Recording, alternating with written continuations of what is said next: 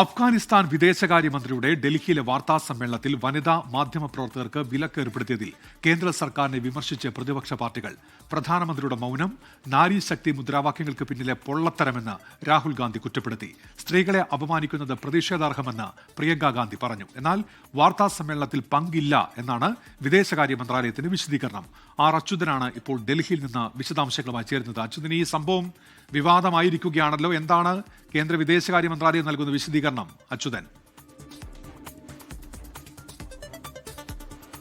ഉന്മേഷ്, ഇന്നലെയായിരുന്നു അഫ്ഗാനിസ്ഥാൻ വിദേശകാര്യമന്ത്രി ഇന്ത്യൻ വിദേശകാര്യമന്ത്രി എസ് ജയശങ്കറുമായി കൂടിക്കാഴ്ച നടത്തിയ ശേഷം ഡൽഹിയിലെ അഫ്ഗാനിസ്ഥാൻ എംബസിയിൽ വെച്ച് ഒരു വാർത്താ സമ്മേളനം വിളിച്ചു ചേർത്തത്.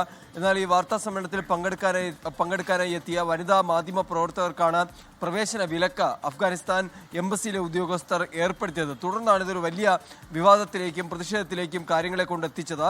ഈ വാർത്താ സമ്മേളനത്തിനിടയിൽ തന്നെ പുരുഷ മാധ്യമ പ്രവർത്തകർ എന്തുകൊണ്ടാണ് ഈ പ്രവേശന വിലക്ക് ഏർപ്പെടുത്തിയത് എന്ന സംബന്ധിച്ചുള്ള ചോദ്യം ഉന്നയിച്ചിരുന്നു. എന്നാൽ അതിൽ കൃത്യമായ ഉത്തരം നൽകാതെയാണ് പ്രതിനിധികൾ അതിന് മറുപടി നൽകിയത്. തൊട്ടു പിന്നാലെ ഇപ്പോൾ കോൺഗ്രസ് ഉൾപ്പെടെയുള്ള പ്രതിപക്ഷ പാർട്ടികളും ഇതിനെതിരെ രംഗത്തെത്തിയിട്ടുണ്ട്. അതായത് പ്രിയങ്ക ഗാന്ധി ഇക്കാര്യത്തിൽ കേന്ദ്ര സർക്കാരിനെതിരെ ഉന്നയിച്ച വിമർശനം എന്നുള്ളത് വനിതാ മാധ്യമ പ്രവർത്തകരെ ഒഴിവാക്കിയത്, അതിൽ പ്രധാനമന്ത്രി തന്നെ നിലപാട് വ്യക്തമാക്കണം, സ്ത്രീകളെ അപമാനിക്കുന്നത് പ്രതിഷേധാർഹം എന്നായിരുന്നു ആ വിമർശനം. ഒപ്പം തന്നെ രാഹുൽ ഗാന്ധിയും രംഗത്ത് വരികയുണ്ട്. അദ്ദേഹം പറഞ്ഞത് ഈ പ്രധാനമന്ത്രിയുടെ മൗനം നാരീശക്തി മുദ്രാവാക്യങ്ങൾക്ക് പിന്നിലെ പൊള്ളത്തരം എന്നൊരു വിമർശനം രാഹുൽ ഗാന്ധിയുടെ ഭാഗത്തുനിന്നുണ്ടായി. എന്നാൽ ഈ വിമർശനങ്ങളിൽ ഒറ്റ വരിയിലുള്ള ഒരു മറുപടിയാണ് ഇന്ത്യൻ വിദേശകാര്യ മന്ത്രാലയം രേഖപ്പെടുത്തിയത്. അതായത് അഫ്ഗാനിസ്ഥാൻ വിദേശകാര്യ മന്ത്രി നടത്തിയ വാർത്താ സമ്മേളനത്തിൽ തങ്ങൾക്ക് പങ്കില്ല എന്നായിരുന്നു വിമർശനങ്ങളോട് ഇന്ത്യൻ വിദേശകാര്യ മന്ത്രാലയം പ്രതികരിച്ചിരിക്കുന്നത്.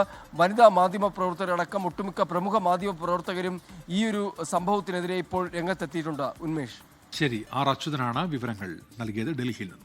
ലോകത്തെവിടെയായാലും ഏത് സമയത്തും 24 വാർത്തകളും ഓഗ്മെന്റഡ് റിയാലിറ്റി പാക്കേജുകളും എക്സ്പ്ലെയിനറുകളും വിശദമായി കാണാൻ ഞങ്ങളുടെ യൂട്യൂബ് ചാനൽ നിങ്ങൾക്ക് സബ്സ്ക്രൈബ് ചെയ്യാം.